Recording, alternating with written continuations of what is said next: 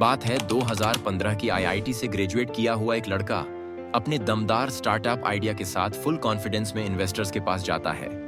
पर इसके आइडिया को सुनते ही एक या दो बार नहीं, बल्कि पूरे 75 बार इसे ठुकरा दिया जाता है। लेकिन पता है, आज वही स्टार्टअप 100 करोड़ से भी ज्यादा की वैल्यू का बन चुका है। जी हाँ, मैं बात कर रहा हूँ रैपिडो की, जिसने इंडियन मार्केट की नीड्स को समझा और पहली बार टू व्हीलर टैक्सी सर्विसेज की शुरुआत की।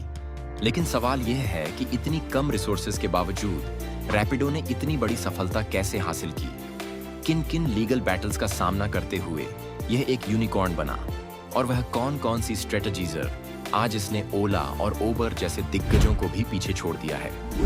आज के इस वीडियो में हम सब कुछ बहुत डिटेल में जानने वाले हैं। तो दोस्तों, रैपिडो की यह कहानी शुरू होती है साल 2015 में, जब तीन दोस्त अरविंद शंका पवन गंतुपल्ली और एसआर ऋषिकेश एक साथ मिलकर कुछ नया करने के बारे में सोचते हैं। यह तीनों पहले द कैरियर नाम की एक लॉजिस्टिक कंपनी चलाते थे, जिसका काम शहर के अंदर ट्रकों के जरिए सामान की डिलीवरी करना था। उनका यह बिजनेस काफी अच्छा चल रहा था। जब सब कुछ अच्छा ही चल रहा था, तो फिर इन तीनों दोस्तों को रैपिडो शुरू करने की जरूरत क्यों पड़ गई? एक्चुअली द कैरियर के साथ एक बहुत बड़ी दिक्कत थी कि यह एक B2B लॉजिस्टिक कंपनी थी, जिसका मेन काम था बिजनेसेस को लॉजिस्टिक सर्विस प्रोवाइड करना। इस बिजनेस मॉडल की वजह से कंपनी की ग्रोथ काफी धीमी थी, क्योंकि B2B ऑपरेशंस में स्केलेबिलिटी अक्सर लिमिटेड ही होती है। इस चैलेंज को समझते हुए कंपनी के फाउंडर्स ने महसूस किया कि अगर उन्हें रैपिड ग्रोथ चाहिए तो कुछ नया और इनोवेटिव सोचना ही होगा। और कुछ इस तरह से उनके मन में टैक्सी सर्विस का आइडिया आया। टैक्सी सर्विस एक ऐसा मॉडल है जो कि डायरेक्टली एंड यूजर यानी कि आम जनता को टारगेट करता है। यानी कि यहां पर अगर कुछ भी अच्छा किया तो फिर ग्रोथ 100% पक्की है। लेकिन चीजें इतनी आसान नहीं थीं जितनी की नजर आ रही थी। अब दोस्तों, पूरी बात समझने के लिए हमें पहले यह जानना जरूरी होगा कि भारत का ट्रांसपोर्टेशन सिस्टम किस तरह से काम करता है।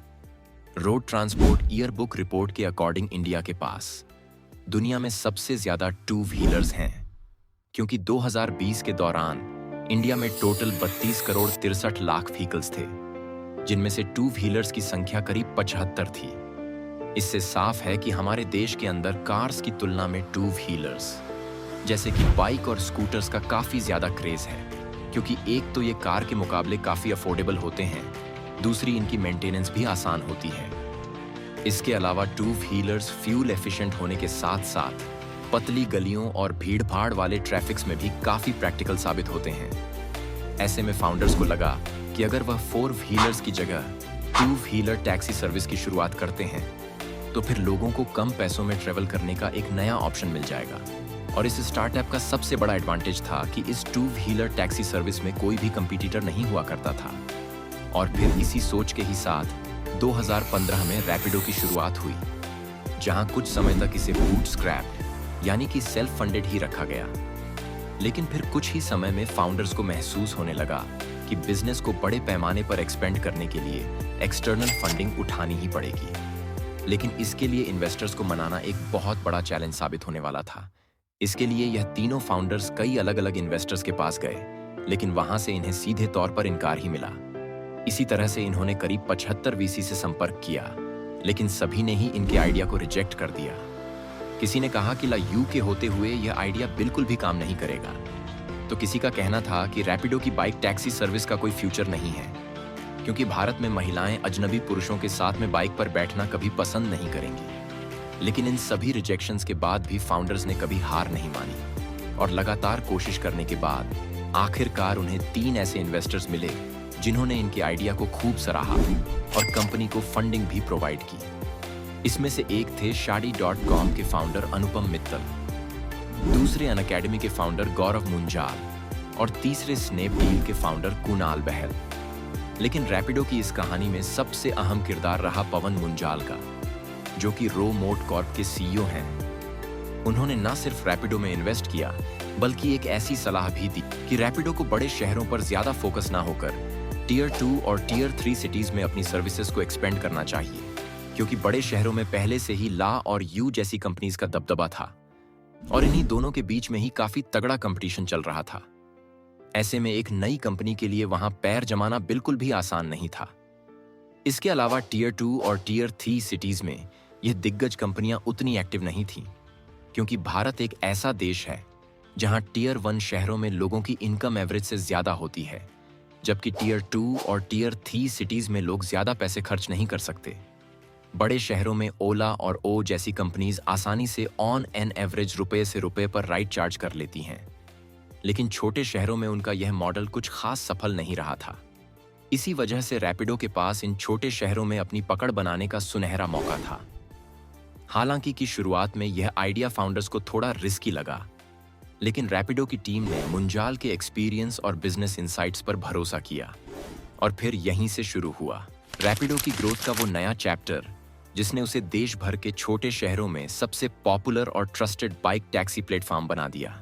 अब जैसा कि हमने पहले ही बताया कि ओला और ओबर ने शुरुआत में पैसा बर्न करके अपने नए ड्राइवर्स को बड़े बड़े इंसेंटिव्स दिए थे, लेकिन फिर धीरे धीरे उन्होंने अपना कमीशन बढ़ाना शुरू कर दिया।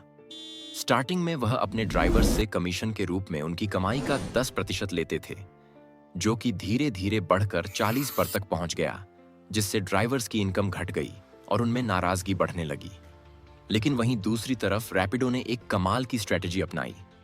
उन्होंने अपने ड्राइवर्स, जिन्हें वह कैप्टन कहा करते हैं, उनको कोई भी लुभावने ऑफर नहीं दिए। रैपिडो ने साफ तौर पर कहा कि ऐसे लोग जिनके पास दिन के सिर्फ कुछ घंटे भी फ्री हैं, इस दौरान वो रैपिडो के कैप्टन बन सकते हैं और अपनी साइड इनकम या पॉकेट मनी निकाल सकते हैं।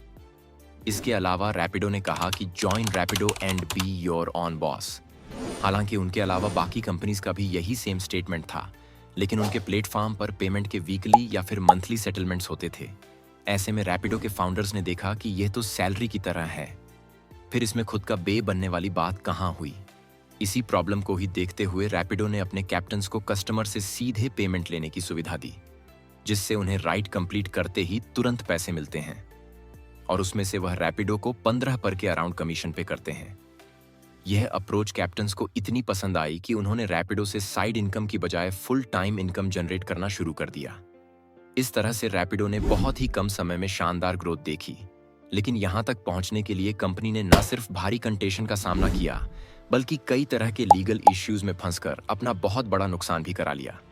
बात है अक्टूबर 2018 की। कोयम्बटूर के ट्रांसपोर्ट डिपार्टमेंट ने रैपिडो की कई बाइक्स को सीज कर दिया, क्योंकि यह बिना किसी वैलिड परमिट के वहां अपनी सर्विस ऑपरेट कर रहे थे।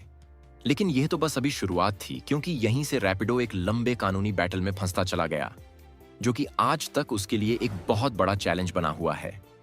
हुआ यह है कि रैपिडो अभी अपने कोयम्बटूर वाले मामले में उलझा ही हुआ था कि तभी फरवरी 2019 में बेंगलोर के अंदर रैपिड और ओला की 200 से भी ज्यादा बाइक्स को सीज कर लिया गया। असल में वहां के स्टेट ट्रांसपोर्ट डिपार्टमेंट ने बाइक टैक्सीज को इल्लीगल घोषित कर दिया था। साथ ही अथॉरिटीज का कहना था कि इन कंपनीज के पास रिक्वायर्ड लाइसेंसिंग नहीं थी, जो कि कानून के खिलाफ है। इस वजह से रैपिडो को वहां पर अपने ऑपरेशंस बंद करने पड़ गए। यह कंपनी के लिए एक बहुत बड़ा सेटबैक था, जिससे निकलने के लिए रैपिडो ने एक ऐसा कदम उठाया जिसने उसकी मुसीबतों को और भी ज्यादा बढ़ा दिया। एक्चुअली 2019 में बेंगलोर की ही सिटी साइबर क्राइम पुलिस ने एक बार फिर से एक्शन लेते हुए रैपिडो की 100 से भी ज्यादा बाइक्स को जब्त कर लिया। लेकिन सवाल यह उठता है ना कि जब रैपिडो बेंगलोर में अपनी सर्विसेज को बंद कर चुका था, तो फिर दोबारा से उसकी 170 बाइक्स जब्त कैसे हुई? क्या वह यहां अपने ऑपरेशंस को इलीगली ऑपरेट कर रहा था? तो असल में हुआ ये कि एक दिन बेंगलोर पुलिस को शक होता है कि गवर्नमेंट के बैन करने के बावजूद रैपिडो अपनी बाइक टैक्सी सर्विस को ऑपरेट कर रहा है। इसके बाद से इन्वेस्टिगेशन शुरू होती है, जिसमें पुलिस के हाथों कुछ ऐसे सबूत लगते हैं जो कि सभी को हैरान कर देते हैं। एक्चुअली इन्वेस्टिगेशन में पता चला कि रैपिडो के कैप्टन्स फूड डिलीवरी बॉय के भेष में काम कर रहे हैं। उनके पास फूड डिलीवरी का बैग भी है, और यहां तक कि कुछ ने तो यूनिफॉर्म भी पहन रखी है, लेकिन वह फूड की डिलीवरी ना करके बाइक टैक्सी सर्विस प्रोवाइड कर रहे हैं। अब पुलिस को जैसे ही इसके बारे में पता चला, तो उन्होंने तुरंत ही रैपिडो की 170 बाइक जब्त कर ली और कंपनी पर लीगल एक्शन भी लिया गया। लेकिन दोस्तों, मुसीबतें यहीं पर खत्म नहीं हुई, बल्कि इसके कुछ ही महीने के बाद जुलाई 2019 में मद्रास हाई कोर्ट ने कोयम्बटूर के बाद पूरे तमिलनाडु में रैपिडो के ऑपरेशंस को बैन कर दिया। साथ ही इसकी iOS ऐप को भी पी स्टोर से हटा दिया गया, जिससे कि रैपिडो के बिजनेस को काफी नुकसान पहुंचा। लेकिन दोस्तों, अच्छी बात तो यह रही कि अगस्त 2019 में मद्रास हाई कोर्ट ने अपने बैन को हटा दिया था और कोर्ट ने रैपिडो को उस टाइम तक ऑपरेशन रिज्यूम करने की परमिशन दे दी जब तक कि स्टेट गवर्नमेंट नए रेगुलेशंस नहीं बनाती। ये कंपनी के लिए एक बहुत बड़ी रिलीफ थी,